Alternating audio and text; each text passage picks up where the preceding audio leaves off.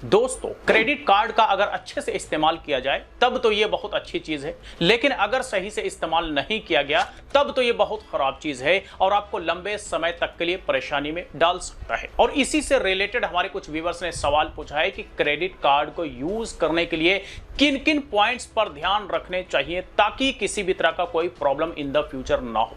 तो आज हम इसी के बारे में बात करेंगे कि क्रेडिट कार्ड के 5 ऐसे पॉइंट्स जो आपको कभी नहीं करना है, बिल्कुल कभी नहीं करना है, तभी तो आप आराम से कार्ड का इस्तेमाल कर सकते हैं, कार्ड का बेनिफिट उठा सकते हैं, अच्छा खासा डिस्काउंट ले सकते हैं। लेकिन अगर आप इनमें से कोई एक गलती, एक मिस्टेक भी करते हैं तो फिर आपका बड़ा नुकसान हो सकता है और आपका क्रेडिट स्कोर, सिविल स्कोर के साथ साथ आपका कार्ड भी बंद हो सकता है। तो वो कौन कौन से 5 पॉइंट्स हैं, चलिए बारी बारी से जानते हैं। तो पॉइंट नंबर 1 कि कभी भी अपने क्रेडिट कार्ड से कैश एडवांस एटीएम मशीन से ना निकालें।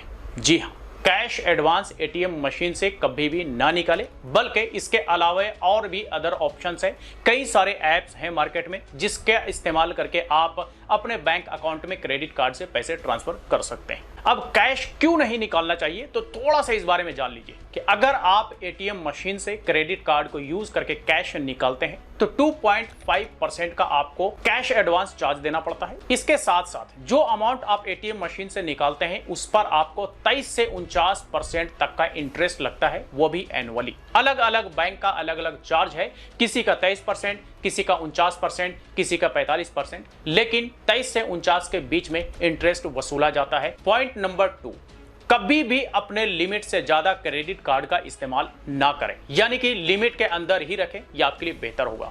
वो इसलिए क्योंकि अगर आप लिमिट से ज्यादा खर्च करते हैं तो एक तो पेनल्टी लगता है जो कि 2.5% या फिर 500 रुपीज, अलग अलग बैंक का अलग अलग हिसाब किताब है। इसके साथ साथ जो एक्स्ट्रा अमाउंट आप खर्च करते हैं उस पर इंटरेस्ट भी लगता है। इंटरेस्ट अलग अलग बैंकों का हिसाब किताब अलग है और इंटरेस्ट पर जीएसटी भी लगता है। तो ये आपको ध्यान देना है कि जितना अमाउंट पेनल्टी लगेगा उस पर प्लस जीएसटी और जो आपका एक्स्ट्रा इंटरेस्ट लगेगा उस पर भी जीएसटी, तो मिला जुला करके यहां पर आपका बड़ा नुकसान होने वाला है। पॉइंट नंबर 3 जो आपको करना है वो ऑन टाइम बिल पेमेंट। जी हां, कभी भी बिल पेमेंट को मिस मत करिए, कभी भी ड्यू डेट जो है वो ड्यू डेट को क्रॉस मत कीजिए, नहीं तो ड्यू डेट क्रॉस करने का कई सारे नुकसान हो जाते हैं। एक तो आपके ऊपर पेनल्टी लग जाता है, टोटल अमाउंट जो ड्यू होता है उस पर भी इंटरेस्ट लग रहा होता है, और अगर आप कार्ड का इस्तेमाल फिर भी करते हैं तो फिर उस पर भी आपका इंटरेस्ट लगता है, और यहां से आपका जो इंटरेस्ट फ्री पीरियड जो 45 या 50 डेज का मिलता है ये भी खत्म हो जाता है। तो इसलिए जरूरी है कि ऑन टाइम पेमेंट करें अगर इन सारी चीजों से बचना है तो।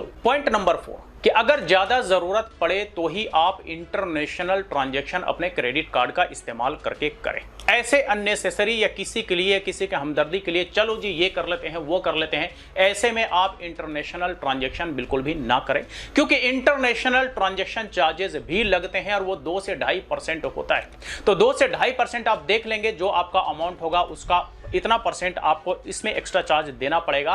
तो ये बियर आपको करना पड़ेगा, क्योंकि ये कार्ड आपका है, बिल आपके नाम पर बन करके आएगा तो पेमेंट भी आपको करना होगा। तो ये ध्यान में रखें कि अगर आप किसी के लिए कर रहे हैं तो आप ये एक्स्ट्रा चार्जेस भी उनको गिनवा दें कि भाई ये चार्ज भी लगेंगे, या फिर आप इंटरनेशनल पेमेंट को ज्यादा कोशिश करें इग्नोर करने का, क्योंकि इंटरनेशनल चार्जेस पर इस तरह के जो चार्जेस लगते हैं इस पर जीएसटी भी लगता है। इसके अलावा जो करेंसी एक्सचेंज होता है, जैसे मान लीजिए आपने डॉलर में परचेज किया और आप यहां से बैठ करके रुपये में पेमेंट कर रहे हैं तो यहां पर भी कुछ एक्स्ट्रा चार्जेस आपको देने पड़ते हैं, यहां पर भी कुछ एक्स्ट्रा चार्जेस पेमेंट करना पड़ता है, और ये सारा कुछ आपका डिडक्ट होता है क्रेडिट कार्ड से। पॉइंट नंबर लास्ट और 5 कि अगर आपने ऑन टाइम पेमेंट नहीं किया, ड्यू डेट क्रॉस कर दिया, तो उसके बाद क्रेडिट कार्ड का इस्तेमाल बिल्कुल भी बंद कर दे।